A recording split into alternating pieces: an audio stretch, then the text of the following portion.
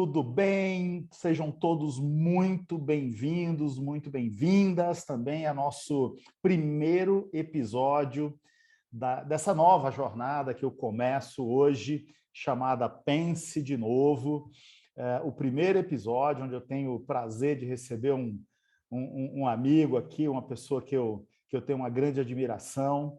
Depois de quase 10 anos aí escrevendo semanalmente, eu agora começo essa jornada de entrevistas com esta lente do título da coluna, né? Pense de Novo, Think Again, inspirada no nosso querido Adam Grant, um cara que eu sou um fã de cadeirinha, que tem obras maravilhosas, sendo a última delas, agora do ano 2021, um livro maravilhoso chamado Pense de Novo, O Poder de Saber o que Você Não Sabe. O que me motivou a criar essa coluna e começar essa jornada agora? Bom, todos nós sabemos, nesse momento histórico que nós estamos vivendo, não é de hoje, isso já vem acontecendo há algum tempo, a conectividade global, ela produziu coisas maravilhosas, mas como toda moeda, né, Cássio, ela tem dois lados e ela também produziu coisas que não foram tão legais, né? Uma delas, nessa overdose de informações que chegam de todos os lados e que podem, no limite, serem produzidas por qualquer pessoa no planeta, circula muita coisa boa e também circula muita coisa ruim, de fake news, falácias e assim por diante. Então, o meu objetivo nessa nossa jornada chamada Pense de Novo é explorar, é fazer um convite a você que está aqui nos assistindo a ampliar o seu repertório, ampliar a sua capacidade de análise e, principalmente, o seu raciocínio crítico. Nós estamos numa era de mudanças, ou melhor, até numa mudança de era. Essa década 2030 vai entrar para a história como uma mudança de era, assim como aconteceu raríssimas vezes na história da humanidade, Revolução Agrícola, Revolução Industrial. Nós estamos no epicentro de uma mudança de era. E em mudanças de era, a gente sabe o que era verdade ontem passa a não ser verdade alguns dias à frente. Então, vamos começar. Eu escolhi a dedo com quem começar essa minha jornada, até porque eu já tive a oportunidade, já li muito sobre ele, já tive a oportunidade de assistir uma aula do professor Cássio Pantaleone. Deixa eu apresentá-lo aqui. O Cássio, olha só, dá uma olhada nisso, daqui a pouco ele vai explicar essa história aqui, mas o Cássio tem mais de 35 anos de experiência em tecnologia, e aí você fala, pô, o cara tem experiência em tecnologia, então ele deve ter se formado em ciências da computação, alguma coisa desse tipo. Pois bem, ele é mestre em filosofia, com ênfase em fenomenologia e hermenêutica pela PUC do Rio Grande do Sul, bacharel em filosofia, um filósofo, portanto, e fez uma extensão curricular, uma complementação curricular em psicologia também na PUC do Rio Grande do Sul. Tem educação executiva em finanças pela Wharton e mercados pelo New York Institute of Finance. É um profundo pesquisador sobre os impactos da inteligência artificial e humanismo digital, que é o tema do nosso primeiro episódio aqui do Pense de Novo. Ele, embora não tenha cunhado o tema, mas foi o primeiro que empacotou, se apropriou desse tema como ninguém e tem colocado coisas interessantíssimas para a gente refletir. O Cássio foi apontado por 2 vezes consecutivas, em 2019 e 2020, como top 3 do Prêmio Executivo de TI do ano. Ele é autor, escritor, contribuidor frequente da revista do MIT Sloan Review, aqui no Brasil, e a Época Negócios, né? O cara ainda escreve ficção, ele é músico e foi finalista do Prêmio Jabuti. Daqui a pouco ele vai explicar como é que conseguiu fazer tanta coisa, né, ao longo dessa trajetória. Cássio Pantaleone, seja muito bem-vindo. Para mim é um prazer, cara, te receber aqui. Estou aqui com o meu friozinho na barriga, porque a gente sempre fala, né? No dia que o frio da barriga sumir, é porque a gente não tem mais paixão pelo que a gente está fazendo. Então, eu estou começando uma jornada nova, eu só sei como vai começar, não tenho nem ideia de como vai terminar, mas eu estou muito feliz de te receber aqui no primeiro episódio do Pense de Novo. Seja muito bem-vindo. Muito obrigado, Marcelo. Acho que o friozinho na barriga a gente compartilha, né? É um prazer estar contigo aqui, um prazer falar para todo esse pessoal que está participando com a gente aqui também sobre um tema tão importante. E eu sei que você vai colocar aí nesse viés do pensar de novo, você vai colocar um desafio, né? Que é exatamente a gente reconsiderar as afirmações que a gente faz frequentemente dentro dessa área de conhecimento, digamos assim. Legal, Cássio. Ó, só para explicar, desculpa, às vezes vocês vão escutar um avião passando aqui, porque eu estou um pouco perto do aeroporto, tá? Me desculpem. Cássio falando direto de Moema, pertinho da rota do avião ali, os aviões pousando em Congonhas, mas vamos que vamos, tá ótimo aqui, Cássio. Ô, cara, me conta primeiro o seguinte, como é que um filósofo com extensão e complemento em psicologia vai parar em empresas de tecnologia como o SaaS e agora na Adobe? Como é que acontece isso na sua vida? Olha, a longa história curta, né, como dizem os americanos, na verdade, o meu pai me empurrou para a área de engenharia, assim, eu cheguei a fazer uns anos de engenharia, 3 anos de engenharia eletrônica, né, e lá na engenharia eu percebi que tinha alguma coisa que não combinava tanto comigo. Eu gostava muito dessa parte de exatas e tudo mais, mas eu sentia falta dessa coisa humana, de fato, né? De entender melhor as questões humanas, enfim. Só que aconteceu uma coincidência, por conta de eu estar na engenharia, eu acabei entrando como um estagiário, à época, de uma empresa de energia elétrica, né? E eles me colocaram para aprender computador. Então, foi uma coisa assim que eu entrei pela porta dos fundos, né? E comecei a trabalhar com tecnologia, a minha carreira toda foi com tecnologia, né? Mas eu mantive esse viés de estudar o outro lado, né? Eu tentei assim, cara, vamos tentar pensar numa forma ambidestra de levar a vida, né? Um pé na humanas e um pé na exatas. Então, foi isso que aconteceu. Essa é a longa história curta, Marcelo. Legal, muito bacana. E humanismo digital, como é que surge? Onde você foi? Em que fonte ou em que fonte você foi beber para se apropriar tão bem? Já escreveu muitos artigos, já assisti sua aula, enfim, onde você foi beber para se apropriar desse termo humanismo digital, Cássio? O que te Bom, motivou? aí é uma história, vale a pena contar um pouquinho mais, assim, em 1986, para ser exato, foi o ano que nasceu meu filho, inclusive. Eu sempre estudei muito sobre o comportamento humano, a própria área, como eu estava envolvido também com psicologia e tal, eu me interessava por comportamento humano, enfim, e o processo do pensamento, o processo da inteligência, digamos assim, era uma das áreas que mais me cativava, tanto na filosofia quanto na psicologia. E aí eu peguei um livro, à época, que era do Marvin Minsky, chamado A Sociedade da Mente. É um livro marco na história da inteligência artificial, absolutamente fantástico esse livro, é um livro que todo mundo deveria ler. E veja, o Marvin Minsky, ele era o papa da inteligência artificial na década de 70, 60, 50. Ele, desde a década de 50, estudava isso, né? E ele era o organizador do laboratório do MIT de estudo de inteligência artificial.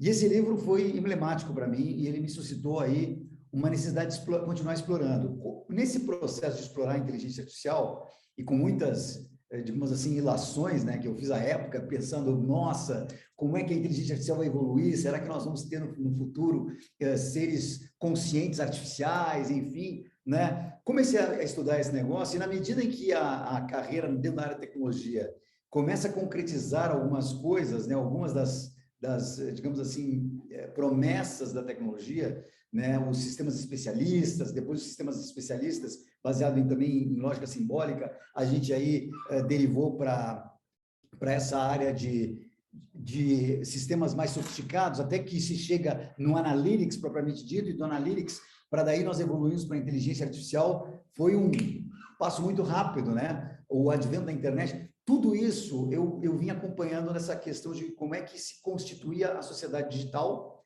como é que se constituía esse novo comportamento, que cultura era essa que estava sendo colocada na prática como uma nova cultura, né? A cultura do digital e como isso ia impactar. E aí algumas preocupações começaram a surgir por conta, talvez, da formação em psicologia e da filosofia, de como isso ia nos afetar enquanto sociedade, enquanto pessoa, enquanto governo, enquanto empresas, né? O que levou, então, enfim, a eu entrar em contato com o Manifesto de Viena, que é o manifesto em favor do humanismo digital, né, que é um grupo de cientistas e pesquisadores, é maravilhoso esse trabalho que eles fazem. Quando foi isso? Quando foi o Manifesto de Viena? O Manifesto de Viena foi em Mais ou menos. 2018, mais ou menos, 2019, tá? 2019. Que Recente. é recente, 2018, 2019, por aí. E é muito interessante. Eu realmente não guardei a data, para te falar a verdade, Marcelo, mas eu guardo a data do primeiro manifesto humanista, que foi em 2010, né? Do primeiro manifesto concreto de um governo a favor do humanismo digital, que vem logo depois do manifesto humanista que foi cunhado na França, vem daí do Canadá, né? E é muito interessante essa história de como tudo se liga, a preocupação, né? E em 2020, o World Economic Forum traz uma pauta muito forte em cima de humanismo digital, muito forte. E o humanismo digital tem que ser traduzido, porque ele tem um subtítulo, né? Que é Human Centric AI, a inteligência artificial centrada no humano, né? E isso é super importante, porque, na verdade, a preocupação geral da comunidade científica se dá nos efeitos que a inteligência artificial causaria ou causa ou causou, né, até então, à sociedade. Então, o meu interesse vem por aí, ele vem perseguindo esses caminhos, essas vielas, né? É um tema que ainda está em construção, na verdade, né? É um tema em construção, mas que toma hoje a pauta de governos de vários países, né? Eu poderia aqui me prolongar muito, mas, inclusive, o Brasil tem agora um marco, né, regulatório em cima da inteligência artificial, que é muito recente, 2021, né? Então, todo mundo está preocupado com esse tema de uma maneira ou de outra. Então nós estamos falando do binômio homem-máquina, né? Então, o tema central é esse, binômio homem-máquina. Bom, as falácias e as teorias conspiratórias estão por aí todos os dias, né? Então, vamos começar a colocar os pingos nos is. Cássio, eu me lembro na sua aula lá no curso de ambidestria, que você bateu muito na questão entre o valor de saber e o valor de poder. Eu queria que você falasse um pouco sobre isso, para depois a gente deixar claro aqui quais são, na sua visão e sob a ótica do humanismo digital, as diferenças principais entre humanos e máquinas, para a gente começar a colocar luz nessas teorias conspiratórias de que um dia nós seremos substituídos ou dominados pelas máquinas. Qual a diferença entre o valor de saber e o valor de poder sob o ponto de vista do humanismo digital? Essa pergunta é crucial para a gente entender a discussão, porque o que acontece, né? O que é o humano? O humano se caracteriza por algumas questões muito peculiares que nos diferenciam de todas as outras espécies. Primeiro, nós temos a linguagem, né? Que é um fator fundamental. Segundo, nós temos a imaginação, né? Alguém pode dizer assim, mas os animais não imaginam? Nós não sabemos exatamente se eles imaginam em determinado alcance, mas o alcance da imaginação que nós somos capazes de utilizar, de fazer, é muito superior a de qualquer outro animal, organismo vivo, né? Muito superior. Nós conseguimos imaginar aos próximos 10 anos, nós conseguimos fazer uma estratégia para os próximos 3 anos, né? Não é uma coisa que a gente vê no reino animal. Eu acho que o máximo que a gente consegue ver na prática é dentro dos primatas, né, especificamente, e talvez nos golfinhos, né? Os primatas também conseguem estabelecer algumas estratégias. Mas vamos voltar aos humanos. Os humanos é uma coisa muito mais sofisticada. A gente tem a imaginação ao nosso favor, nós temos a linguagem, nós temos a questão do modelo de aprendizagem, né? O nosso modelo de aprendizagem, ele é baseado na experiência propriamente dita, onde a gente aprende, e aí também vários outros seres vivos aprendem do mesmo modo, mas nós temos também a aprendizagem que se dá pela própria comunicação, né? E isso estabelece para a gente um modelo de cultura onde a informação, o que eu sei, se torna muito importante. Antes do advento do digital, antes do advento da computação, de certo modo, né? Da era da informação, o que nós tínhamos era toda uma transmissão, um legado de transmissão de informação da cultura através das histórias que nós contávamos uns para os outros e também o legado escrito. Ou seja, olha como a linguagem ela era fundamental. Como é que a gente definia a cultura, então, até então, né? Cultura era o que nos tornava inteligentes, o que nós tornava mais espertos. Cultura tinha a ver com o quanto eu sabia, né? E a gente admirava, a pessoa culta era aquela pessoa que trazia informações que a gente não dominava, né? O que acontece com o advento do digital? O digital, primeiro, a gente tem que colocar o digital da forma mais clara possível. O digital, ele tem, em primeiro lugar, ele é uma tecnologia de representação. Enquanto que eu representava o mundo de outras formas, no modelo anterior, o digital me dá um novo modelo de representação. Um modelo de representação que traz um âmbito do físico simulado dentro do virtual. Então, ele representa, ele é um simulacro do mundo físico dentro de uma realidade virtual, digamos assim. O segundo ponto é que ele é um meio de disseminação de informação extremamente veloz, né? Na velocidade da luz, praticamente. A informação é transferida muito rapidamente de um lugar para outro, diferente da tradição, que era a contação de histórias, né? Ou que eram os livros. Aqui é tudo em tempo real. Um outro ponto é que o digital coloca ênfase no modo de fazer as coisas. Se eu fazia as coisas até um determinado momento da história, eu fazia as coisas de um certo jeito, o mundo digital agora traz para mim conveniência, traz para mim um aspecto de que eu quero que as minhas preferências sejam respeitadas em tempo real, a personalização, aquilo que é importante para mim. E é interessante que o digital vem como um grande arrastão nessa direção, e ele inocula na cultura um aspecto novo, né? Se de um lado eu tenho as questões humanas aqui, que é a linguagem, a capacidade de imaginar, a capacidade de criar, enfim, do outro lado eu tenho essa nova tecnologia de representação, esse novo mundo, essa velocidade da luz das coisas, isso se funde e dá para a gente uma nova cultura, uma cultura que toma de empréstimo todo o nosso legado cultural, no primeiro momento, está tudo dentro da internet, todos os livros, tudo que a gente sabe está lá dentro, né? Ele toma também essa nova maneira de representar as coisas, ele toma a tecnologia como uma coisa do qual a gente não pode mais se desvencilhar, e isso cria e toma um novo contexto social também, né? Essa nova sociedade, e isso cria uma nova cultura. A cultura que nós temos agora não é a mesma cultura que a gente tinha nos primórdios do século XX, né? O que nós temos hoje é uma cultura que se apoia não como algo que nos torna mais espertos ou mais inteligentes. A cultura é aquilo que nos faz transacionar mais rapidamente. Hoje a cultura toma como base a transação. O escambo, né? A troca, a economia, esse valor que a informação tem, não é que o que eu sei que tem valor, mas é o que eu tenho no momento que você precisa. E você me paga por isso. Você transaciona comigo, seja porque você me concede alguns dados que eu não tinha, alguma informação que eu não tinha. Então, o valor agora sai da sabedoria e vai para um valor, né? O valor do saber transiciona para o valor do poder, o quanto eu posso a partir daquilo que eu tenho à minha disposição, que é o quanto eu sei sobre as suas preferências, o quanto eu sei sobre como você quer ser atendido, o quanto eu sei sobre os teus rastros digitais, eu tenho um poder sobre você, e você tem sobre mim, da mesma maneira, numa condição de reciprocidade. Então, é esse o contraponto aqui entre o valor de saber e o valor de poder, Marcelo. Cássio, linguagem, capacidade de imaginação. Dois temas aí, segundo a sua narrativa, exclusivo, aspas no exclusivo, aos humanos.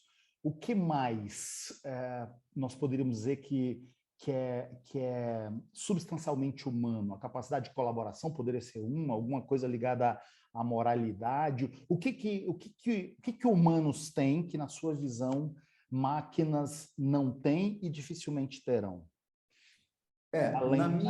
Na minha visão, é uma coisa um tanto quanto pretensiosa, eu dizer que é na minha visão, né? Eu prefiro colocar assim, na visão dos grandes estudiosos da questão humana, desde os filósofos, neurocientistas, cientistas cognitivos e assim por diante, né? Psicólogos, enfim, psicólogos evolucionistas, o ponto é o seguinte: os seres humanos têm a capacidade de empatia, né?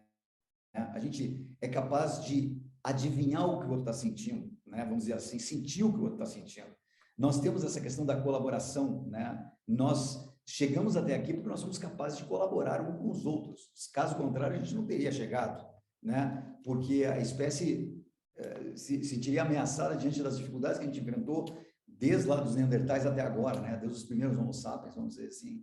Então, o ser humano tem ele desenvolve crenças, né? Ele acredita em coisas que não necessariamente sejam empiricamente comprovadas, vamos dizer assim. Ele imagina, ele tem a empatia, ele colabora, ele aprende, ele transfere o aprendizado, ele cuida do seu mundo, ele cuida do mundo, porque ele sabe que ele precisa cuidar do mundo, de outra forma ele pode ser, de uma hora para outra, sofrer um viés aí, né? Isso é muito humano, é muito humano. Do ponto de vista, quando a gente agora tenta fazer um paralelo dessa inteligência humana, porque, enfim, isso se traduz como uma grande inteligência também, né? Nós temos essa inteligência com um artefato que é consistido de várias peças aqui. É um artefato que é montado, são várias engrenagens, né? Quando a gente mira para o campo do digital, eu estou falando do digital de uma forma mais ampla, ou o campo da máquina, né? A máquina agora a gente tem que entender, toda vez que eu falar de máquina, Marcelo, aqui nesse nosso papo, eu estou me referindo a sistemas de inteligências artificiais embarcados em algum dispositivo, né? Seja qual for esse dispositivo, pode ser um carro. Cássio, me desculpa te interromper. Quando a gente fala inteligência artificial, e eu queria uma qualificação para quem está nos ouvindo, nos assistindo, cara, quando eu saio, na minha cabeça, tá? Mentalidade de engenheiro, eu saí ali, o sensor do meu corredor do meu prédio, vê que tem uma pessoa ali, ele acende a luz automaticamente. Isso é uma inteligência artificial. Por que eu estou te perguntando isso? Porque hoje eu assisto de 100 a 120 pitches de startups por ano. Cara, todo mundo chega ali e fala, tem uma tecnologia aqui tem inteligência artificial. No final do dia, todo mundo tem alguma inteligência artificial, porque é uma inteligência que não é natural, que não é humana, né? Então, onde é que está essa linha divisória? Por que esse nome AI, né, em inglês, Artificial Intelligence, por que esse nome está tão charmoso, está tão sexy ao ponto das pessoas quererem usá-lo ao bel prazer? O que é realmente inteligência artificial nesse novo contexto?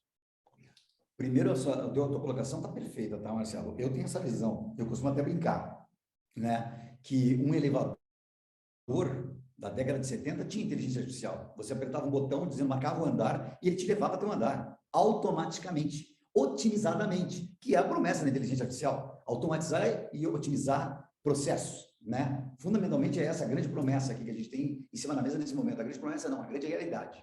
A promessa vai um pouco além. O que acontece? Quando a gente fala de inteligência artificial, a gente tem que colocar isso dentro da área da computação. Ou seja, aquilo que a gente fazia lá no passado com linguagem simbólica, hoje a gente faz com Big Data, com algoritmos, né, que nada mais são do que códigos que se servem digamos assim, aspectos que estão fundamentados no Analytics, né, como a estatística de alguns dados que foram coletados, eu consigo fazer alguma estatística descritiva, eu também posso fazer uma estatística preditiva e posso fazer uma estatística prescritiva, né? Como é, por exemplo, um carro com inteligência artificial embarcada. O que ele faz? Ele toma dados em tempo reais, enquanto opera a máquina, ele está tomando dados em tempo real, e ele está tomando decisões em tempo real, né? Essas decisões nada mais são do que prescrições à máquina para que ela atue de uma forma e não de outra. Cássio, desculpa, eu te ouvi falar uma vez, eu acho que seria muito didático aqui, quando você fala de preditiva, descritiva e prescritiva, do exemplo do escanteio, de bater o escanteio no futebol. Cara, aquilo é muito didático. Conta aquilo aqui. Né? Na verdade é o seguinte, o que acontece, né? Se você olhar para um evento, o evento é bater o escanteio, né? A gente pode delimitar que existem duas formas gerais de bater o escanteio. Uma é jogar a bola na área para que alguém cabeceie ou chute e faça o gol, ou bater curto para que depois tenha uma jogada que pode ser até um novo lançamento, né? Enfim. Quando você usa a estatística, quando você usa a analítica, o primeiro passo que você pode fazer com a analítica é uma estatística descritiva. Você pega a história de todos os jogos de futebol que aconteceram até agora E com essa história, você é capaz de dizer o seguinte, olha, 55% das vezes até este momento, bater a bola curta tem resultado mais em gol do que jogar na área. Vamos dizer, né? Isso é descritivo. Isso é descritivo. Eu estou descrevendo o passado, estou fazendo uma descrição do passado, né? Dos dados desse passado. É um big data isso, né? São milhares de dados, né, aqui que nós estamos coletando, levando em consideração. Então, eu posso dizer que, descritivamente, jogar a bola na área é menos interessante do que bater curto. Porém, se eu tomar isso como uma verdade, daqui para frente nós vamos começar só a bater curto, né? Então, muda toda a estatística, a história da estatística. Existe uma outra possibilidade que é o seguinte, que é eu predizer que o melhor a fazer agora seria bater sempre curto. Então, o que eu vou fazer? Eu vou usar a estatística descritiva e aí, no modelo que a gente chama de forecast, né, previsão, eu posso fazer uma regressão linear e entender que existe uma curva imaginária no futuro que mostra como eu deveria praticar a cobrança do escanteio, certo? De agora em diante. Então, isso é a estatística preditiva. É muito provável que se você bater curto, você faça o gol. A outra dizia assim, houve mais gols em cobranças curtas do que em cobranças de escanteio, mas ela não previu nada. Agora, a preditiva está dizendo, talvez seja mais interessante você daqui para frente bater curto. Isso é o preditivo. O prescritivo, e aí começa a entrar a inteligência artificial também, né? O prescritivo considera o seguinte, ele considera, além dos dados históricos, ele considera os dados em real time, dados que estão ali naquele momento. Então, a jogada vai ser feita nesse momento, o vento está 20 km por hora, o zagueiro tem 1,80 m, muito mais alto do que o centroavante ali, o goleiro tem uma envergadura de tal modo que favorece, porém, ele está machucado. Na jogada anterior, ele se machucou. Qual é a melhor jogada agora? Então, existe uma tomada de decisão e é feita uma prescrição. A prescrição é que você, nesse caso, joga a bola na área. Vale mais a pena, é mais provável que você tenha uma conversão em gol jogando a bola na área do que fazendo a cobrança curta, embora todo o histórico de cobrança curta favoreça que seja feita uma cobrança curta, né? Cara, então, essas são as três diferenças, são os três, o que difere uma da outra. Muito didático, muito interessante. E assim, fica claro para nós que o jogo todo está na capacidade de processar o mais rápido possível a maior quantidade de dados possível. Seja na descrição, na prescrição, nós estamos falando de um jogo de processamento de dados em alto volume e em altíssima velocidade, e aí a gente chega no que nós estamos prestes a ver, né? Veículos autônomos, carro voador, essa coisa toda, né? Então, nós estamos, o quão longe nós estamos de ver aí, bom, 5G batendo a nossa porta aqui, eu tenho provocado algumas pessoas e perguntado o seguinte, você tem noção do que vai acontecer quando a gente estiver ali na rua, uma velocidade de internet 10 vezes, 20 vezes maior do que a gente tem no Wi-Fi de casa, né? As pessoas ficam me olhando assim, falando que realmente... o quão longe nós estamos dessa fronteira, da gente ver essa enxurrada, porque hoje a gente conhece um ou outro caso aqui, outro ali, um país um pouco mais avançado. Como é que você está vendo esse desenho da inteligência artificial no mundo, particularmente aqui no Brasil, e o quão longe nós estamos de ver essa festa começar? Então, primeiro, vamos colocar bem claro, o humanismo digital, tá? Isso é importante que a gente pontue aqui, ele não tem a pretensão de frear o desenvolvimento da inteligência artificial, né? Eu quero dizer isso porque do jeito que eu estava falando agora parece assim, nossa, você mesmo colocou, né? Tem teorias da conspiração e tudo mais. O que o humanismo digital quer, na verdade, é dar a segurança de que nós estamos caminhando na direção correta sob o ponto de vista ético e moral, né? Então, o que acontece? Nós não podemos nos furtar de investir dramaticamente na inteligência artificial, porque ela vai nos dar uma condição de melhoria da sociedade, sem dúvida nenhuma, melhoria das empresas, maior competitividade, e vai dar mais conforto para a gente de uma maneira geral, né? Então, no Brasil, as empresas em grande medida, estão usando a AI para algum processo, principalmente processo de automação ou então otimização. Por exemplo, um exemplo mais simples possível, a grande maioria das empresas tem sistemas de marketing que estão baseados em inteligência artificial. Algoritmos de machine learning, né, de aprendizado de máquina, por exemplo, para identificar qual é a melhor próxima oferta para um cliente ou qual é a melhor próxima interação com o cliente. Agora a gente já está falando da melhor próxima experiência com o cliente, né, que é uma sofisticação disso. Então, estamos usando muito enfaticamente. Não é isso que está preocupando os cientistas, né? Até aí não é isso que preocupa os cientistas. O que preocupa os cientistas é que, na medida em que é fácil conceber AI, e a AI, ela não é por si só criada do nada. Veja bem, todo o algoritmo de AI é desenvolvido por um humano. E os dados que são escolhidos para que o algoritmo de AI aprenda a operar para atingir um determinado objetivo é escolhido por humanos. E quem ensina a máquina a reconhecer esses dados da maneira correta são humanos. Hoje, no mundo inteiro, para vocês terem uma ideia, existem empresas que estão desenvolvendo sistemas de AI nos Estados Unidos, que contratam empresas de apontamento de dados, que é aquele pessoal que fica ensinando a máquina dizendo assim, nessa imagem, o que é uma laranja? E ele marca, ali é uma laranja, né?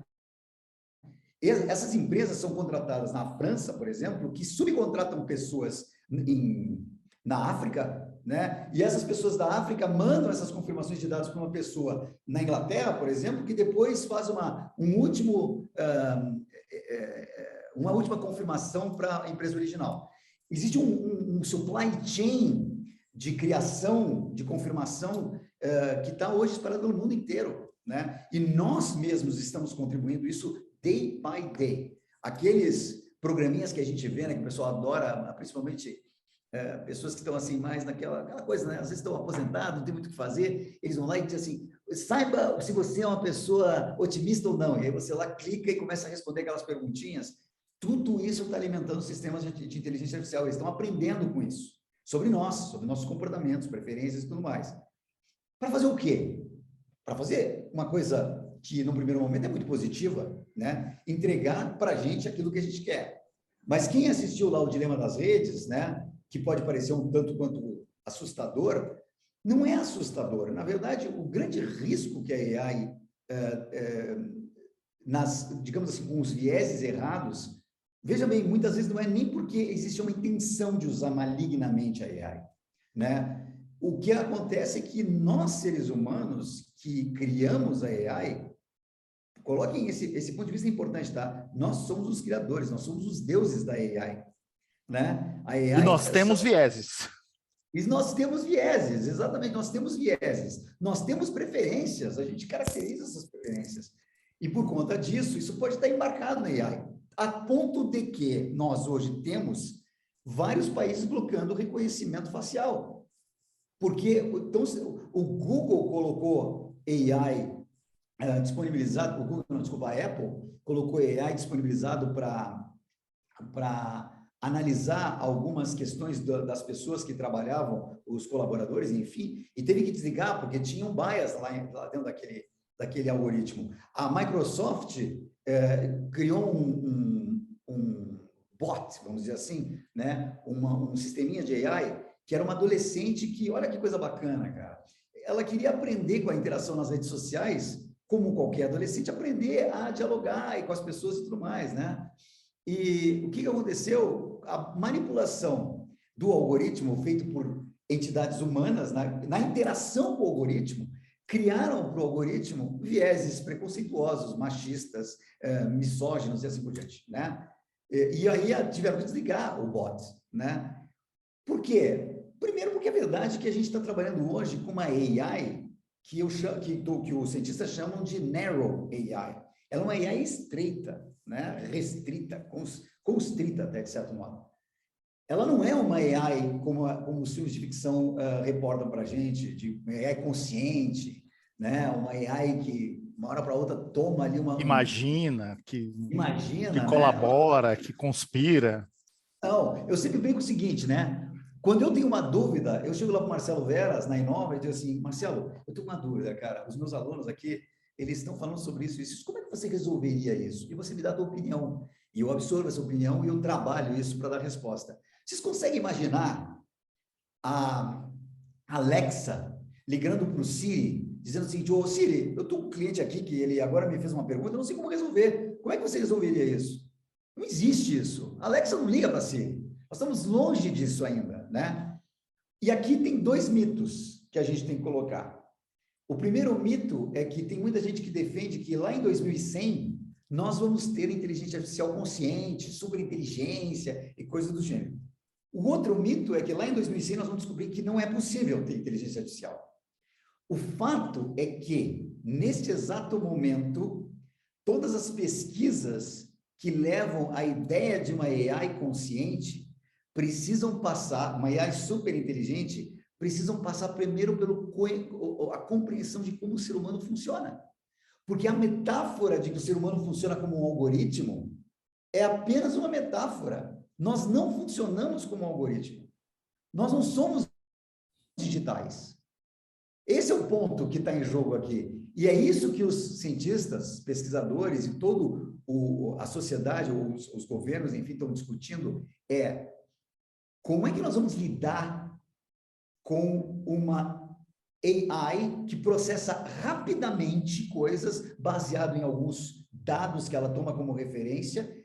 Como é que nós vamos trabalhar isso de modo que uma pessoa não entenda que aquilo é a verdade final e que com isso possa causar mal a outras pessoas, formando opiniões e crenças que é uma coisa do ser humano. A gente sabe que os fake news surgem daí, né?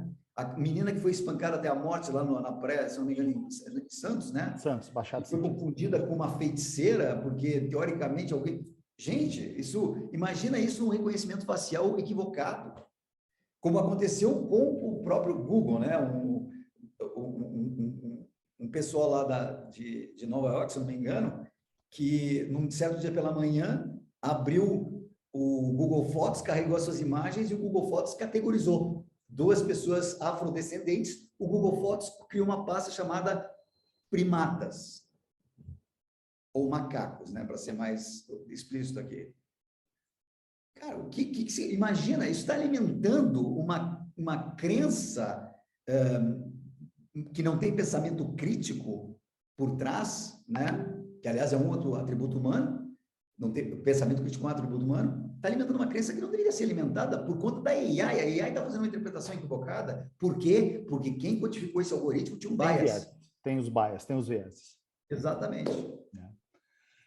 Quando você olha para essa listinha, né? Empatia, linguagem, capacidade de colaboração, moralidade, imaginação, dá até para a gente ficar mais tranquilo. E como esse primeiro episódio nosso, caso nós estamos gravando aqui ao vivo e tem uns convidados aqui com a gente, eu já vou jogar para você uma pergunta do Armando Falcão, que está aqui.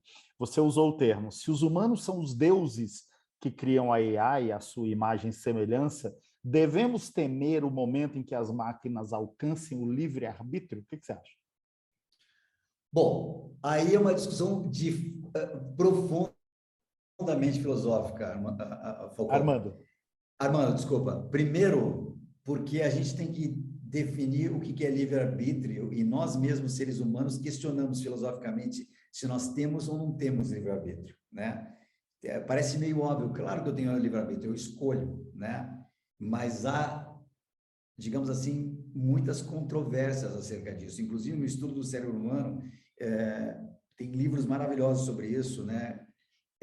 Sobre o estudo da consciência e de como funciona o cérebro. Recentemente, alguns pesquisadores, eu não me lembro o nome agora, eu tenho lido muito, então estou confundindo muita coisa ultimamente, gente, me desculpem, tá? Mas pesquisadores recentes descobriram que é o seguinte,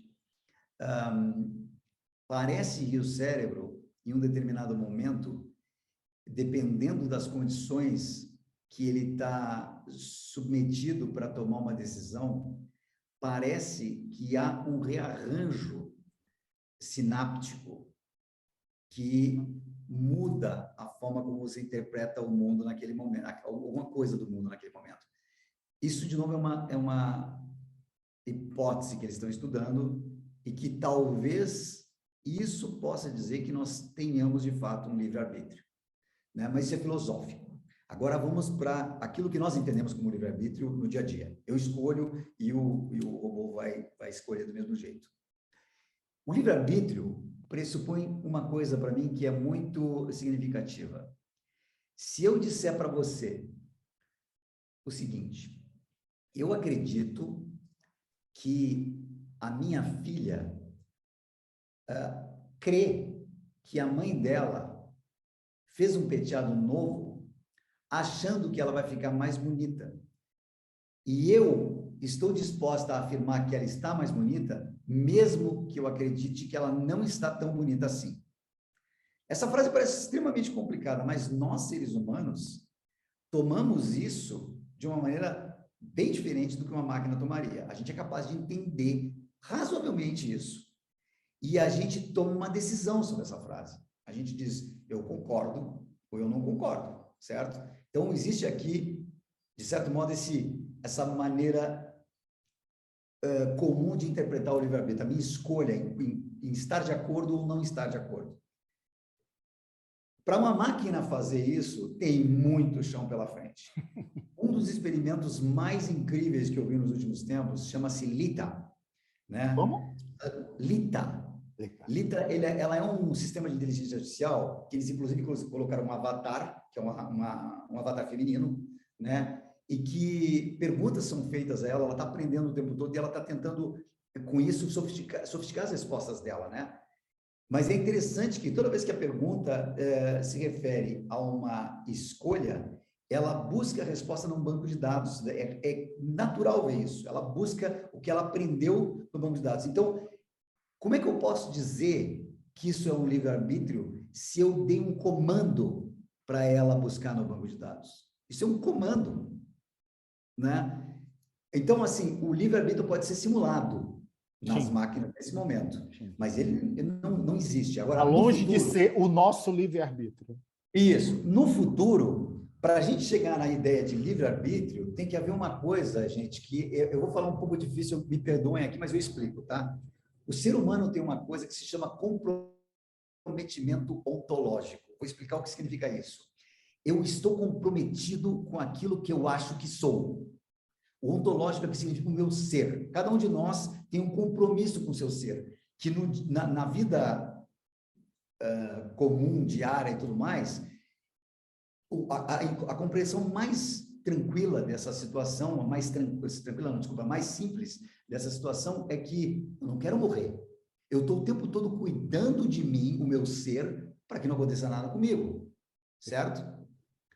Isso é o meu comprometimento ontológico. E aí, a partir disso, eu interajo com o mundo. Então, quando eu vejo um objeto, eu olho para esse objeto, sobre o meu ponto de vista para o objeto, sobre aquilo que eu tenho de crenças do objeto, e eu tomo esse objeto para mim de acordo com aquilo que faz sentido para mim.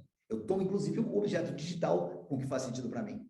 Uma máquina, se você agora, nesse momento, isso é super importante, gente, tá? Vocês estão olhando para a tela aqui, falando comigo, com o Marcelo. Sem tirar os olhos da tela,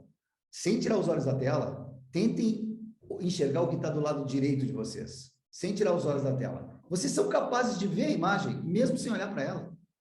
E vocês conseguem discriminar os objetos que estão aqui do lado, mesmo sem olhar para os objetos. Vocês discriminam. Uma máquina não funciona assim, porque ela não tem comprometimento existencial e ela não tem comprometimento ontológico. Para ela, o que ela tem aqui é uma imagem. Ela não tem uma xícara de café, uma garrafa de água, um celular, um lenço, não tem isso. Aí vocês vão dizer assim, por quê? Eu poderia fazer com que o programa fizesse isso, mas, de novo, a inteligência artificial precisa ter um foco. Ela precisa discriminar no mundo dos objetos. E ela não discrimina os objetos como nós discriminamos. Ela discrimina os objetos por alguns algoritmos de probabilidade. E o exemplo mais fantástico disso é se você pegar o algoritmo de reconhecimento de imagem do Google, tem uma página que é uma API para isso, e você colocar a imagem de um gato ali. Sabe o que ele responde? Ele responde assim, 96% de possibilidade que seja um gato. Nós não temos dúvida que é um gato. Nenhum de nós vai dizer, não, é um gato, é óbvio que é um gato. Mas a máquina está dizendo que é 96% de possibilidade. Restam 4% de possibilidade de que não seja um gato. Por quê? porque não há comprometimento ontológico. Ele não enxerga o gato como nós enxergamos. Ele enxerga um conjunto de pixels que dentro do banco de dados referencial dele, ele associa que se aproxima a um gato. É mais ou menos isso, para não complicar muito. Sensacional, sensacional esse primeiro episódio do nosso Pense de Novo. Olha, vamos continuar aqui. Tem mais participações aqui naquela linha ainda, Cássio, de... você falou lá atrás, eu quero aproveitar até a pergunta aqui da Graça, que ela colocou no chat. Você lá atrás, um pouquinho, você falou, pô, a preocupação hoje é que a gente tome um caminho ou caminhos errados, né? Então, queria que você explorasse mais isso, em cima da pergunta da Graça, se a ética é sensível ao contexto e cultura, o que seria ou como seria uma AI ética? Essa é a grande... Nossa, essa é a grande pergunta do momento. Essa é a pergunta que todos os cientistas estão se fazendo. Todo mundo chegou ao acordo de que a AI precisa ser ética. Mas o que é uma AI ética? Primeiro que nós temos que levar em consideração o pluralismo moral do mundo, né? Nós não temos uma única moral no mundo. Nós temos um pluralismo moral e que ele deve ser preservado, porque a diversidade faz bem, inclusive no que tange a moral. E nós temos também a questão cultural em jogo, né? Nós temos diferentes culturas.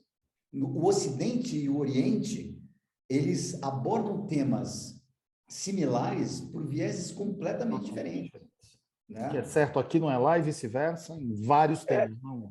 Exatamente. Então, a gente já começa por aí. O Oriente e o Ocidente têm uma diferença cultural muito fundamentada no modo de abordar. Não é o que é abordado, é o modo, é o como é abordado, né? E aí que vem a questão que está se debatendo muito. O próprio Fórum Econômico Mundial trouxe esse aspecto à pauta, né? Porque como é que nós vamos chegar à conclusão de julgar uma AI eticamente apropriada?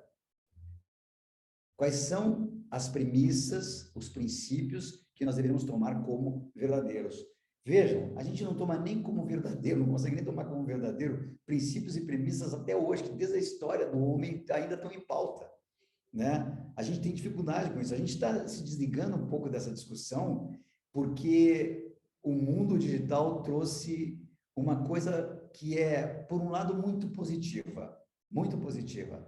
O mundo digital, ele mudou a ideia de comando e controle, ele interferiu nessa ideia de comando e controle e trouxe a ideia de significado e reconhecimento, né? Eu quero que as coisas sejam significativas para mim e quero ser reconhecido quando eu tiver feito alguma coisa que eu julgue que seja bacana, né? Isso leva imediatamente ao instrumento mais cativante da inteligência artificial, que é a capacidade de reter a tua atenção, né? Você está lá no Instagram, você olha uma foto, você demora mais naquela foto, pode apostar que na sequência vai vir muita coisa muito parecida com aquilo que você acabou de olhar. Então, a IA está tentando cativar a tua atenção. E, por consequência disso, ela transforma, por consequência não é uma consequência, o viés que ela utiliza para cativar a tua atenção é o viés do entretenimento. Então, quando a gente está agora, nesse momento, falando tanto sobre metaverso, por exemplo, né? Vamos pensar o seguinte, a mensagem que vem por detrás de tudo isso, porque o que é o metaverso? O metaverso é um ambiente de inteligência artificial processado em tempo real, que usa avatares que são algoritmos de inteligência artificial processados em tempo real, que criam ambientes que são algoritmos em real time, em tempo real, processados, de inteligência artificial processados em tempo real, e assim por diante, certo? É infinitamente um grande espaço da IA. E o que ali é proporcionado para nós, sobretudo, é o entretenimento. A gente está entretido com aquilo. Isso é positivo, porque nos distrai, de certo modo, de algumas questões que poderiam nos levar, nesse momento da sociedade, a uma sensação de vazio grande, né? dado tudo que a gente vem vivendo nos últimos tempos aí e as respostas que a gente nunca conseguiu responder de maneira satisfatória. O lado negativo, que a gente não pode deixar de considerar, né? Que, de certo modo, é aquilo, tem que olhar pelo outro lado sempre, é que talvez a gente esteja construindo uma sociedade onde a cultura é uma cultura do descaso com o outro, né? Pode ser que a gente venha construir isso porque a inteligência artificial nos leve a julgar que é mais importante a minha satisfação pessoal do que a satisfação do todo. De novo, pode Você, ser. você agora deixou a bola quicando, eu quero que você continue, por favor, mas eu quero que você engate agora o conceito maravilhoso entre o que é ser um humanista digital e um maquinista digital, porque já que a gente está chegando nos impactos nos seres humanos, como é que tiver essa ideia aí de definir, aliás, explica, né, o que é um humanista digital e um maquinista digital? Eu achei brilhante esse binômio. A ideia aqui do humanista e do maquinista digital é o seguinte, né? O humanista entende que a IA tem que trabalhar em benefício do ser humano. E o maquinista, ele entende que a IA substitui o ser humano, né? E o exemplo bacana disso que eu dou em todas as aulas que eu dou é um desenho da Disney, chamado O Aprendiz de Feiticeiro, né? Onde o Mickey é no Fantasia, no desenho Fantasia tem a parte do Aprendiz de Feiticeiro. O Mickey, ele é um ajudante do feiticeiro ali, que ele tem um chapéu mágico, né? E esse chapéu, com o poder do chapéu, ele faz as mágicas dele e tudo mais, e o Mickey fica olhando para aquilo e pensa assim, nossa, se eu tivesse esse chapéu, eu também seria poderoso como um mago, né? Só que o Mickey faz uma função braçal. Ele pega água, ele pega um balde, vai até um poço, pega água e joga no outro poço. Ele faz esse trabalho braçal, repetidamente. Quando o mago se retira para dormir, o Mickey tem a ideia de pegar o chapéu, colocar o chapéu e ele diz assim, agora eu vou relaxar porque eu vou eu vou automatizar esse processo. Ele encanta a vassoura, o esfregão, dá braços à vassoura e o esfregão, eles carregam os baldes, só que aí começa uma velocidade muito grande, e aí o Mickey vê assim, nossa, funciona muito bem o que ele faz. Ele se joga na cadeira e diz assim, bom, não sou mais necessário, as máquinas, entre aspas, estão fazendo tudo, e aí elas saem do controle, porque a função objetiva é jogar água dentro do poço, mas ele não previu que existia um momento em que isso poderia causar um enchente no laboratório, né? Causar como é que a gente chama? Um flood. Enfim, esqueci a palavra em português. Uma enchente no laboratório, né?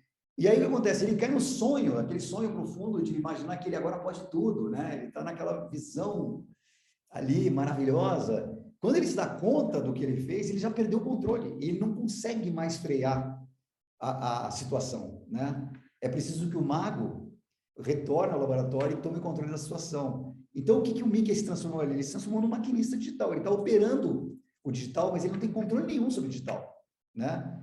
O humanista digital é alguém que quer ter controle sobre o digital. É um grupo de pessoas que está pensando muito em favor da inteligência artificial, mas sem perder a noção de que a IA deve ser desenvolvida de modo a beneficiar o ser humano e não substituir o ser humano. E esse é o viés básico aqui do humanista digital. Quem ganha essa competição? O Maurício Stelato está perguntando. Quem vai ganhar essa competição? O maquinista ou o humanista, na sua visão? Eu não tenho dúvida que é o humanista digital que vai ganhar essa competição. O maquinista digital tende a ser cada vez mais rechaçado. Isso é notório, gente. Se a gente olhar para as empresas hoje, essa discussão do humanismo digital, ela tem raízes profundas em várias outras disciplinas, né, que a gente não pode esquecer. Os cursos de MBA, durante muito tempo, fui muito crítico com relação aos críticos de MBA, aos cursos de MBA, que esqueciam desse lado humano, de trabalhar o lado humano, né? De pensar como é que essa entidade que está à nossa frente, que pode ser um par, ou um membro da equipe, ou alguém que ocupa uma posição mais alta na hierarquia, como é que é lidar com essa entidade, né? Esse outro que está aí. E agora esse outro, ele, tomado por essa nova cultura digital, ele se sofisticou de tal modo que a gente se ressente muito propriamente quando a gente vê que a gente perde o nosso valor de ser, né? Muita gente sonha com aquela ideia assim, não, um dia, quem sabe, eu vou pegar e não vou fazer mais nada, não vou trabalhar, vou ficar só de papo ar e tudo mais. Isso é meio que uma ilusão, se a gente parar para pensar, porque qual é o ser humano que fica parado sem fazer nada, gente? Ninguém fica, né? A gente precisa do reconhecimento e a gente precisa ter significado para a vida. Então, a gente não vai abrir mão tão facilmente desse lado humano. O que eu sempre reforço e trago como uma coisa para se pensar e se refletir é como é que a gente alimenta, né, esses dois lobos, conforme aquele ditado taoísta, né? Aquele, vamos dizer assim, história taoísta, né? Todos nós temos dois lobos dentro da gente, né? O lobo que pensa o bem e o lobo que quer tirar vantagem, digamos assim, né? Quem é que vence? É aquele que a gente alimenta mais. Então, eu acho que a gente tem que continuar alimentando o humano sem abrir mão dos benefícios da IA. Agora, imaginar que nós vamos deixar a IA tomar todos os lugares da sociedade, isso não vai funcionar. Primeiro, porque nós não temos, acho que nem insumos suficientes no mundo de silício e tudo mais. Eu acho que as nossas reservas de silício, de cobre, enfim, várias reservas, um dia elas são insumos, um dia elas tendem a se exaurir, né? Enfim, mas é uma opinião, gente. Essa é a nossa coluna Pense de Novo, que, olha só, quando o papo é bom, a gente não vê o tempo passar. Nós estamos há 1 hora juntos aqui já. Uau. Cássio, eu estou aqui para explorar os seus conhecimentos e não para dar minha opinião, mas se você me permite uma palhinha, eu tenho defendido já há mais de uma década que talvez a empatia vai ser a competência planetária mais relevante, porque no final do dia, né, concordando aqui com você, a quem interessa o barco afundar, né? Metaforicamente falando aqui, se o barco afunda, você pode estar na suíte presidencial ou lá no porão, morrerão todos, né? Então, mais legal essa história de vai vencer quem a gente alimentar mais. Vamos mais uma aqui, olha, a Bianca Dramali colocou aqui no chat. Será que os estudos da antropologia e da sociologia podem nos salvar do maquinismo digital? E como o mundo dos negócios está sensível, de fato, a essa perspectiva mais humanista, na sua visão, Cássio? Olha, essa pergunta é muito boa. Eu tenho observado que há, sim, líderes mundiais, líderes organizacionais, né, empreendedores, enfim, que começam a se dar conta de abrir a escuta para a antropologia e para a sociologia. A antropologia, em particular, ela parece que está tomando um vulto diferente nos últimos tempos. Eu tenho observado isso. Eu ouvi de um líder hoje, inclusive, ele estava falando sobre o novo perfil do líder, né? E ele falou uma palavra que eu até então não tinha ouvido ninguém comentar. Ele disse assim: um líder para mim precisa ser vulnerável. Isso para mim foi extremamente inspirador ouvir essa palavra vulnerabilidade associada a um líder, né? E se a gente observar isso do seu ponto de vista antropológico, isso faz sentido, muito sentido, né? O que a antropologia faz, na verdade, enquanto ciência? A antropologia, ela observa comportamentos humanos, né? E a partir dessa observação, que não é uma observação baseada em estatística, né? Não é essa, ela quer entender a cultura. E pela cultura, você pode identificar aberturas, digamos assim, para que um determinado tema seja trabalhado da maneira adequada, né? A gente viu isso durante o vírus Ebola, quando tomou vulto na África, né? Como os africanos resistiram à ideia de ir para o hospital, né? Porque na cultura lá deles tinha que permanecer na casa, enfim, aquela coisa toda. E foram os antropólogos que conseguiram criar os meios para que o tratamento pudesse se desenvolver de uma maneira mais adequada para os doentes, né? Então, a antropologia, ela tem essa questão da observação, e na observação, a gente, quando a gente faz ela direcionada a nós mesmos, né? Eu acho que é importante a gente entender que a vulnerabilidade não é um defeito, né? A vulnerabilidade é um traço, né? E em sendo vulnerável, o que acontece? Você deixa entrar a informação nova. Você aprende o novo. Colocar uma camada, um escudo protetor que impede qualquer coisa que não combine com o teu pensamento de entrar, é a coisa mais sofrível que a gente pode imaginar, né? Completamente inútil isso. Então, o próprio Adam Grant aqui, que o Marcelo baseou aqui o evento, ele fala isso, né? Qual é o problema de você admitir que está errado? Qual é o problema? Admitir que está errado, na verdade, é te tornar certo. Ou seja, você está dando um passo certo, não, né? Mas, digamos assim, você aprende, né? Não quer dizer que seja certo muitas vezes, porque pode ser que daqui a pouco aquele certo já não seja mais certo de novo. Mas você tem a capacidade de aprender. A gente fala tanto sobre o lifelong learning, é isso, é disso que se trata. E a IA, em particular, se a gente parar para pensar, se a gente der para ela as rédeas das decisões todas, a gente não vai aprender com a IA. A gente vai emburrecer com a IA. Nós temos que continuar sendo críticos, abertos, vulneráveis, efetivamente, para aprender com o novo, né? É mais ou menos aí que eu penso, mas, de novo, gente, é apenas uma opinião. Mas nós estamos aqui para debater mesmo. O Cássio, você sabe, cara, que assim como você usou a metáfora de que o lobo que vai vencer é o que a gente alimentar mais, a gente usa as ferramentas que nos ensinam a usar, né? A escola clássica de gestão, e aí eu estou falando de década de 80 até a primeira década desse novo século, pode resgatar, podem ir atrás nos livros de gestão, principalmente nos temas ligados à liderança. Tá lá, cara, que a gente tem que ser onipresente, onisciente, onipotente, tudo, né? Então, você sabe, Cássio, eu até menciono no meu novo livro, um evento que eu participei, já que você tocou no tema vulnerabilidade, a Câmara Americana promoveu o CEO Forum 2020, no meio da pandemia, maio, junho ali de 2020, o bicho pegando fogo ali, e eu fui mediador de um debate sobre a vulnerabilidade do líder, né? Então estava lá o presidente do Conselho do Magalu, o presidente do Fleury, e estava Flávia Bittencourt, primeira presidente mulher da Adidas do Brasil.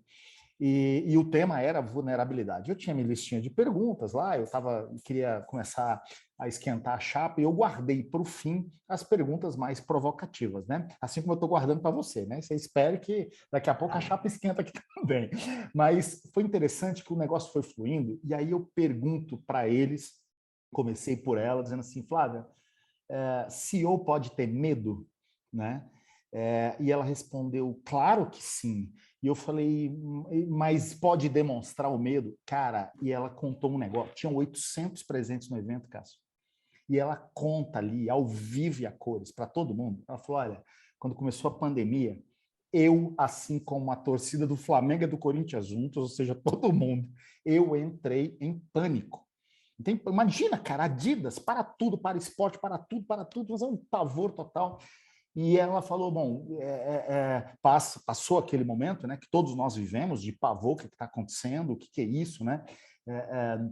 E ela começou a marcar reuniões semanais com o time, chama todo mundo, quem quiser vem. Tela com sei lá quantas mil pessoas trabalham na Adidas do Brasil, perguntem para mim o que quiser. Ela falou que na primeira vez que ela estava lá, uma funcionária falou assim, Flávia, eu estou com muito medo. O que nós vamos fazer? E, cara, ela contou, sem piscar, sem gaguejar, ela falou, eu respondi o seguinte, eu também estou com muito medo, eu não sei o que nós vamos fazer, mas nós vamos descobrir juntos. Fecha aspas. E ela deu um depoimento, Cássio, de como essa demonstração de vulnerabilidade, ao mesmo tempo autenticidade, né, o que isso promoveu de engajamento e de um monte de coisas boas que veio a partir dali. Então, mais uma vez, a escola clássica cumpriu o seu papel, mas nos ensinou a usar ferramentas, né, de onipotência, onisciência, onipresença, que hoje não fazem mais sentido, né? Então, Eu não sei como isso toca a AI, mas as pessoas que estão por trás dos grandes projetos de AI no mundo são pessoas que estão vendo essa nova dinâmica, estão vendo esse redesenho das verdades, a reescrita da história, sob o ponto de vista do que estar em posições de comando e de liderança. A AI, ela influencia muito, né? Porque tem gente que se apoia num prognóstico da AI para dizer que aquilo é indiscutível. E veja bem, em grande maioria dos casos, a gente pode até assumir que a AI está muito bem assentada no que ela está prognosticando, digamos assim, os prognósticos da AI. Mas a gente não pode tomar isso como regra, né? Eu costumo dizer que você falou em empatia, uma coisa que vai ser fundamental no futuro e talvez desde já é fundamental, né? Mas vai ser cada vez mais fundamental. Eu costumo dizer que além disso, né? Além de empatia, que eu concordo totalmente com você, eu falo que é interpretação. Só que interpretação é um skill bem interessante quando a gente para pensar nele. Como é que a gente forma a capacidade de interpretação? Porque para você prover uma interpretação razoavelmente bem consistida, você precisa de repertório, né? Você precisa de repertório. Se você me permitir, eu vou dizer mais uma metáfora aqui, que eu acho que isso também é a diferença entre o ser humano e as máquinas, né? Cada um de nós, nesse momento, esse exato momento aqui, a gente detém 2 cones de luz. Um cone de luz que olha para o passado e um cone de luz que olha para o futuro, né? Estamos aqui processando em tempo real, mas esses 2 cones de luz estão projetados. Eles têm exatamente a mesma abertura e o mesmo alcance. Ou seja, aquilo que eu carrego comigo ao longo da minha história de vida até esse momento aqui, forma esse cone de luz que me dá a capacidade de projetar um cone de luz futuro exatamente na mesma dimensão. Se aquilo que eu conquistei de experiências, conhecimentos e capacidades ao longo da minha história pregressa for pequeno, o meu cone de projeção será pequeno. Para que eu tenha um cone largo, amplo, eu preciso de um cone largo e amplo no passado. E aqui eu quero fazer uma pausa para explicar esse ponto da inteligência artificial. A inteligência artificial não tem cone de luz. Ela não tem cone de luz. Ela não tem uma história, ela não vai me contar, se eu perguntar assim, como era o teu pai? Cara, o que ela vier me falar não significa absolutamente nada, porque ela não teve essa experiência. E quando eu falo de experiências, eu não estou falando de experiência, eu tenho experiência em neurociência, eu tenho experiência em marketing. Não, eu estou falando de todas as experiências humanas que formam o meu cone de luz, né? E que vão me dar essa capacidade de projeção. Então, isso é importante a gente entender. A IA, no momento que ela está no estágio que ela está, a Narrow AI, ela não tem isso. Quando eu olho para frente, mesmo considerando computação quântica, considerando um networking em tempo real via o 5G e outras tecnologias que vêm pela frente, né, a Web 3.0 e tudo mais, eu tenho bastante convicção, até que alguém me prove o contrário, estou aberto para me provar o contrário, de que nenhuma máquina terá a capacidade de ter consciência se ela não tiver esses 2 cones de luz disponíveis. Não existirá um cone de luz futuro se ela não tem o cone de luz passado, e não haverá possibilidade de construir esses cones de maneira artificial, né? Porque se eu construir esses cones de maneira artificial, eu não estou falando da máquina, estou falando de alguém Que colocou. Exatamente. Então, acho que é por aí, Marcelo. Não sei se eu respondi. Respondeu. Bom, como você sabe que o propósito dessa coluna, Cássio, é nos inspirar, enfim, nos provocar a aprender, a desaprender e a reaprender, eu não posso deixar de te fazer uma pergunta, ainda mais depois de tantas respostas convictas, muito bem embasadas, que eu sei que você estuda muito o tema. Em que você pode estar errado? O que você disse hoje hoje aqui, nesse primeiro episódio do Pense de Novo, que se a gente assistisse esse vídeo daqui a 5 anos, ou daqui a 10 anos, que mudança de contexto poderia transformar uma convicção sua hoje numa não convicção? Em que você pode estar errado? Foi muita coisa, Marcelo, e eu pensei sobre isso, né? Porque eu li o livro do Adam Grant e eu pensei sobre isso. A premissa fundamental de toda a defesa em favor do humanismo digital é de que o humanismo é importante. O humano é importante, né? E talvez essa premissa esteja equivocada quando a gente projetar o futuro, né? Talvez o humano não seja assim tão importante quanto a gente pense que ele é. Talvez a gente vá construir uma sociedade onde as questões humanas poderão ser suprimidas de modo a garantir um equilíbrio mais favorável para o mundo, né? Eu tenho muita dificuldade, te confesso, de abrir mão do humano. Tenho muita dificuldade. Eu sou um apaixonado pelo ser humano, eu sou um humanista convicto, né? Essa palavra que você usou, né? Não consigo imaginar diferente disso, mas talvez eu esteja errado. Um outro ponto é o seguinte: os juízos de valor que nós fazemos hoje, tanto de valores éticos quanto estéticos, né? Eles foram construídos até aqui com base em várias questões que a gente não consegue compreender muito bem por que acontece isso, né? Por que a gente acha belo certas coisas e outras pessoas olham para situações ou objetos ou artes bizarras que a gente não aceita, mas eles aceitam aquilo como beleza, né? Uma das coisas interessantes hoje em dia é que a gente vê, por exemplo, aquele garoto que ele resolveu destruir todo o aspecto humano dele em favor de criar um monstro. Ele fez plásticas, né? Ele criou uma figura deformada e tal, enfim. E ele tem uma convicção de que aquilo é bonito, né? Porque senão ele não faria. Aquilo é belo, aquilo é útil, sei lá qual for a palavra que seja usada. Talvez o conceito, os princípios que eu entenda como princípios estéticos, e estética é uma coisa bastante complicada da gente discutir, né? Porque o que é o belo, né? Eu acho que essa questão é mais profunda do que o ético.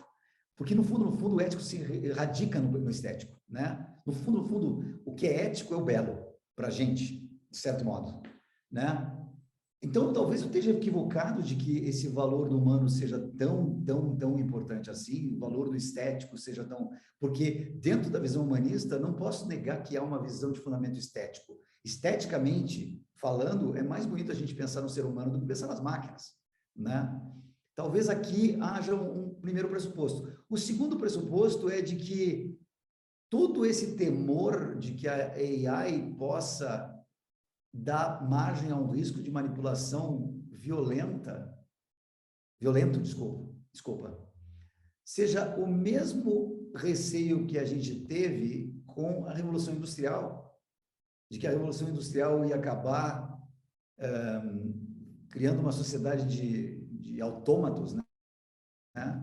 Ou o mesmo receio que muitos empreendedores tiveram quando surgiu os streamings, né?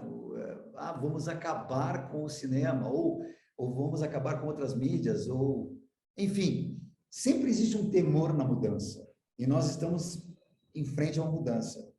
Se eu tiver que pensar de novo, eu primeiro preciso pensar o quanto eu não estou com temor da mudança, e de que talvez essa mudança seja inevitável, e a gente tem que revisitar tudo, né? Eu teria que encontrar os novos valores, e para isso é preciso fazer uma reflexão muito profunda. Não é algo simples de praticar, mas é necessário que a gente pondere acerca dessa possibilidade, né? Porque, do contrário, a gente pode estar criando uma convicção desagregadora, que freia a verdadeira inovação do mundo.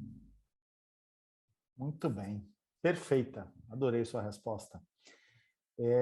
Cássio, que mensagem você deixaria aqui para quem está nos assistindo, seja agora ao vivo ou vai assistir depois, nós, seres humanos, enfim, diante do que está aí posto, diante do que está por vir em relação à AI, que postura ou que posturas você recomendaria? Porque no final do dia eu também eu quero me manter relevante, eu quero me manter uma pessoa útil, quando se fala inclusive de mercado de trabalho, enfim, que dicas ou que conselhos, se é que a gente poderia chamar assim, pega a tua filha, como é que você tem preparado a sua filha, o que você diria para nós, assim, de uma postura ou de um conjunto de comportamentos daqui para frente que poderia nos ajudar a reforçar o time de humanistas digitais para que essa guerra seja vencida pelo humanismo digital e não pelos maquinistas digitais,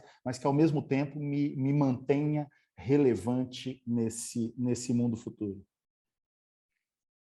Eu acho que a mensagem final é o seguinte: ser humano, em última instância, é ser capaz de expressar, né? Em última instância, a gente expressa coisas, a gente expressa conceitos, a gente expressa ideias, a gente expressa arte, a gente expressa comportamentos, enfim. A expressão é um atributo muito bonito de ver no ser humano, né? E eu, particularmente, quando alguém me mostra alguma coisa de tecnologia, eu sou um cara de tecnologia há muito tempo, eu sou apaixonado por tecnologia, eu sempre olho para a tecnologia com os melhores olhos possíveis, né? Com a melhor mentalidade possível, com a maior positividade possível, e eu realmente fico impressionado com o que a gente é capaz de fazer. A tecnologia colocada nas empresas tem trazido para a gente muitas facilidades, inclusive da gente revisitar certos conceitos e certas práticas, pensar que talvez o que a gente esteja fazendo seja muito mais burro do que a gente imagina, né? E não, nossa, isso aqui é... Não, não é. Mas, enfim, expressão para mim é a capacidade que você tem de superar a si mesmo enquanto ser humano a cada momento da tua vida, né? E eu estou passando particularmente aqui, vou dizer para vocês uma coisa muito intimista, muito pessoal. Eu particularmente tenho me revisitado, né? Eu sou um filósofo da mentalidade de viés completamente ocidental, né? Eu não sou um filósofo, gente, na verdade, né? Eu estudei filosofia, não me considero um filósofo. Mas, enfim, é bonito falar, não, eu sou filósofo. Não sou um filósofo. Mas, enfim, eu acho que a filosofia que eu dediquei a estudar sempre foi a filosofia ocidental. De uns tempos para cá, eu comecei a me interessar pela filosofia oriental. E na filosofia oriental se fala muito sobre essa questão da expressão, né? De como você se prepara para expressar para o mundo o teu ser. E você deve cuidar do teu corpo em primeiro lugar, e porque o teu corpo é a igreja onde mora a tua mente, e com isso você tem condições de pensar mais corretamente, pensar mais claramente, meditar, enfim, aquela coisa toda. Onde eu quero chegar nessa questão da expressão? Quando eu vejo o amor que eu tenho pela tecnologia, é um amor crítico, né? O amor aqui é uma palavra meio forte, mas é uma paixão, né? Pela tecnologia é uma paixão crítica. Eu não compro a tecnologia de graça, né? E acho que ninguém deveria comprar tecnologia de graça. Acho que a gente tem que encontrar o valor da tecnologia de fato. Ela não é uma moda, ela é uma ferramenta, como uma chave de fenda, né? E, pô, uma chave de fenda elétrica tem o seu valor, né? Uma chave de fenda, a pilha, então, tem mais valor ainda, porque não precisa procurar tomada, enfim. Então, quanto mais a gente avançar na tecnologia, melhor. Mas quando eu vejo essa tentativa de vários pesquisadores e vários desenvolvedores de inteligência artificial de trazer para a inteligência artificial um valor de expressão que supostamente quer colocar o ser humano num patamar inferior, eu me preocupo, porque não existe coisa mais bonita do que ver um ser humano expressando, seja lá o que for que ele queira expressar, sabe?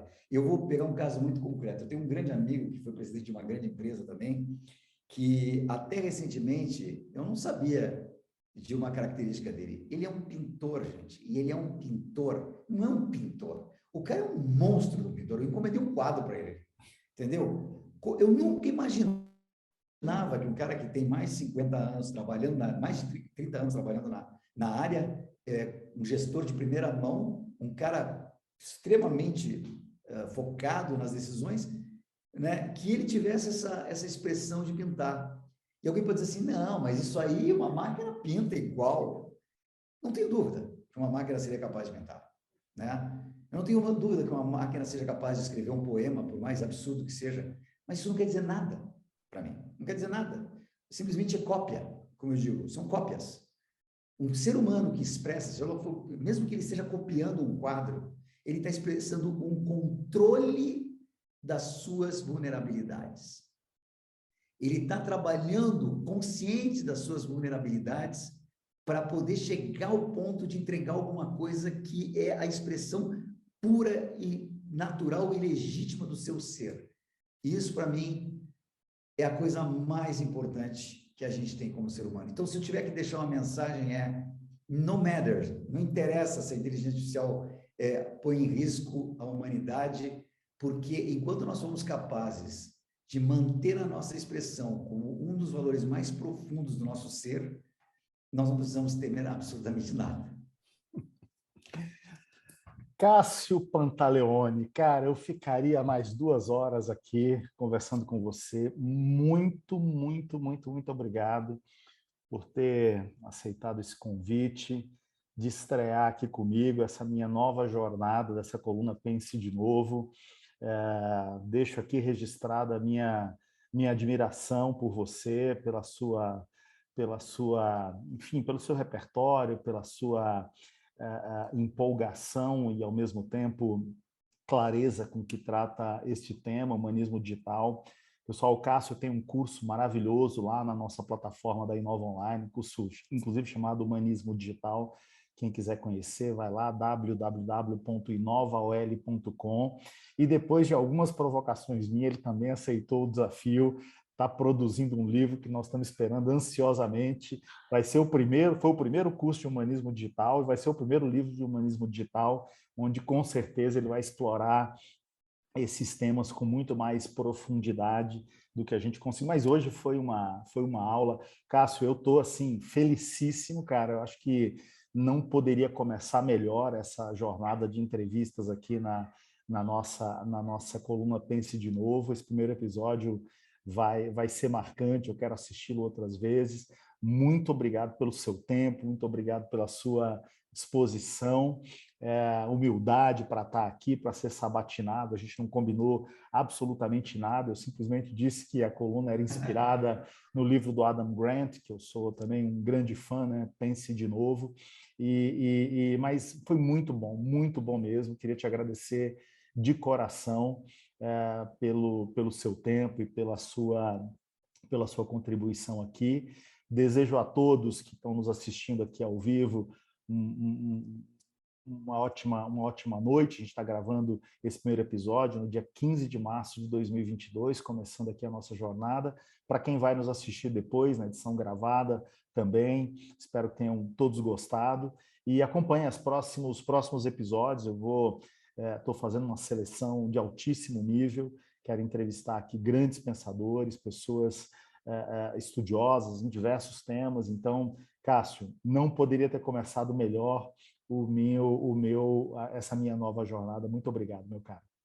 Marcelo, quero também te agradecer. Primeiro, que eu sou um grande admirador do que tu tem feito, principalmente no que tange a abertura das mentes na questão da educação, a preparação que você faz dos executivos. Cara, a Inova Business School está sendo uma casa muito importante para mim também, porque a gente vê o quão vicejantes são as ideias que ali estão sendo trabalhadas, né? Vocês estão quebrando vários paradigmas, então eu tenho uma admiração muito grande. E mais, o que eu percebo claramente é essa tua autenticidade enquanto pessoa que quer o tempo todo agregar mais conhecimento, agregar mais informação e disseminar essa informação de uma maneira tão generosa como você tem feito, cara. Então, parabéns pelo trabalho, parabéns pela coluna, adorei o desafio. Eu não me preparei absolutamente nada de propósito, e por isso que eu cometi alguns deslizes aqui, mas foi fantástico. Obrigado.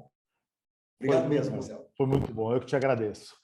Boa noite a todos e até o nosso próximo episódio. Tchau. Valeu. Tchau.